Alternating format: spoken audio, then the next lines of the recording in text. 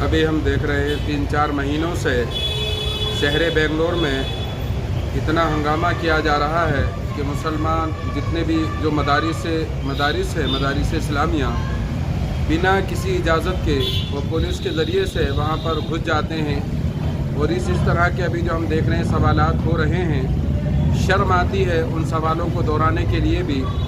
तकरीबन 3 महीने पहले ये मामलात शहर बेंगलोर में हुए थे, तो तमामी मकातिब फ़िक्र के उलमा ने हमारे जो कायदीन हैं, चाहे वो बीर सेठ ज़मीर अहमद ख़ान साहब हों या नसीर अहमद साहब हों या वक्फ बोर्ड के चेयरमैन और दीगर तमाम के साथ ये मीटिंग की थी कि इस तरह से मदारिस में आकर परेशान किया जा रहा है।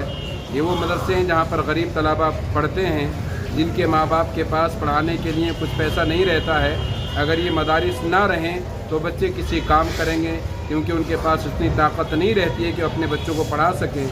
तो तमाम के तमाम 90% बच्चे गरीब बच्चे होते हैं। अब वहाँ पर भी आकर इस तरह से तकलीफ़ देना, उनकी इंक्वायरी करना, ये यतीम बच्चा है नहीं है, कहाँ से आया है।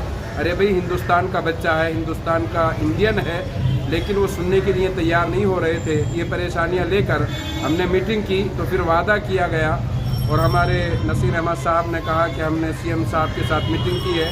अब इसके बाद क्योंकि कांग्रेस हुकूमत है कर्नाटका में, कांग्रेस हुकूमत के साथ साथ इस तरह की ज़्यादती मुसलमानों और बिलखुसूस मदारिस के साथ हो रही है, तो फिर ये तमाम हर इंसान पूछ रहा है कि कर्नाटक के अंदर कांग्रेस हुकूमत रहने के साथ साथ मदारिस में इस तरह की चीज़ें क्यों हो रही हैं।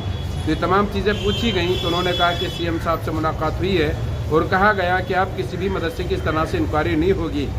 लेकिन अब हम देख रहे हैं कि जहाँ पहले लड़कों के मदरसों में इंक्वायरी हो रही थी, अब लड़कियों के मदरसे में जाकर इंक्वायरी की जा रही है, और शक व शुबहात की बुनियाद पर मकामी पुलिस के साथ। तो मुझे लगता है कि बिना हुकूमत की इजाज़त के कैसे हो सकता है।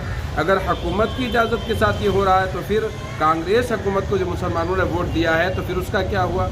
और अगर बिना स्टेट की अगर हुकूमत के ख़िलाफ़ अगर ये चीज़ें हो रही हैं, तो फिर ये इस तरह का एक बड़ा कदम कैसे उठाया गया है।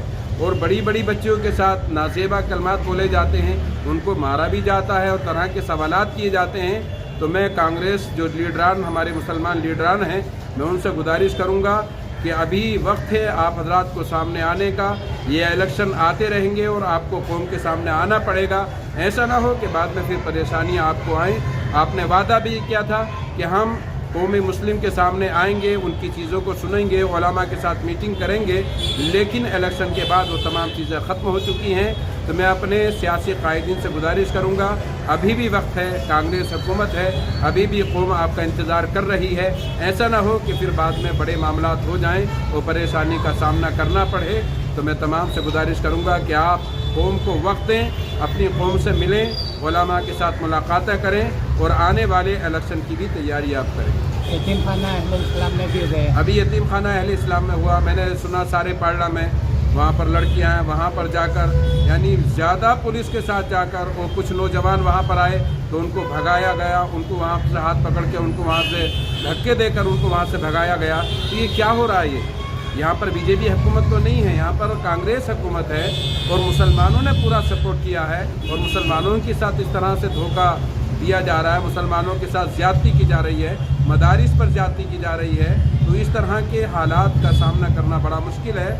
मैं खुले लफ्ज़ों में कहूँगा कि सियासी कायदीन खुलकर बाहर आएँ और इसका जवाब दें जो मुसलमानों के साथ ज़्यादती की जा रही है। अर्ज़ कर रहा हूँ कि मुस्लिम लीडरों की इस खामोशी इस वक्त बिल्कुल नहीं होना चाहिए। आपको यही कौम वोट देती है, यही कौम आपको लेकर आगे लेकर आती है, यही कौम आपको मिनिस्टर दिलाती है, यही कौम आपको MLA MP बनाती है।